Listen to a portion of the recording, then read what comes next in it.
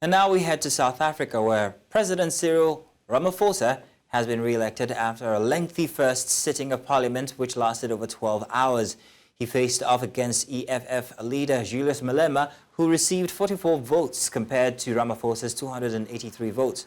Chief Justice Raymond Zondo commended the members of the National Assembly for their conduct after a prolonged nomination and voting process.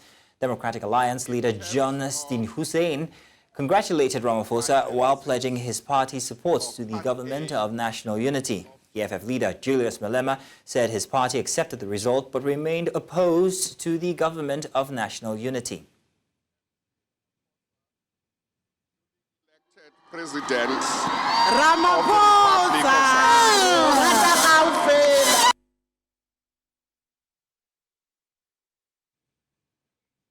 Now, to discuss the latest developments in the South African arena, I'm joined on the news by Professor Farid Esack, Professor Emeritus, Department of Religious Studies, University of Johannesburg.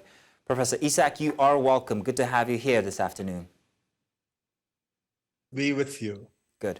Now, Professor, how significant is Cyril Ramaphosa's re-election in the context of South African politics, given that the ANC's needs to form a coalition government for the first time in 3 decades? Oh, it's really a very momentous moment in South Africa's democracy. It's been 30 years now where we've had a single ruling party. That's the Party of the Liberation Movement, the African National Congress. Now, of course, they lost their majority in the elections, coming in with only 40%. And what was remarkable was the statesman manner in which the African National Congress stuck to the constitutional principles and the humility with which it embraced its own defeat. So coalition politics of this kind, it is new in South Africa. Although in our first democratic elections in 1994, we also had a coalition of some sort that was brought on by the need to prevent chaos in the new South Africa, with the civil service and much of the judiciary and the other structures of state largely in the hands of white hands. And to ensure that it is not being sabotaged by the new South Africa, we were forced to go into that kind of coalition. This time, the coalition and the election of Cyril Ramaphosa is a symbol of something else, and that's of 2 things. The one is the resilience of constitutionalism and democracy in South Africa, despite the fact that it is only 30 years.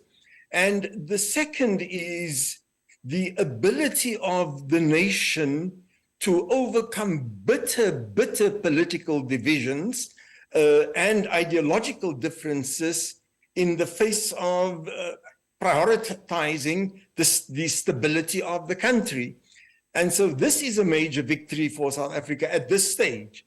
How we are going to work in the future, this will become evident in the very first few months, because it's quite a precarious position for the ANC, for the alliance itself, who now have more than between 60 to 70% of the support in parliament.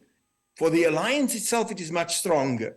But how inside the ANC, the intense anti-opposition feelings that there are, and the general differences in ideological orientations between the 2 tendencies, that remains to be seen.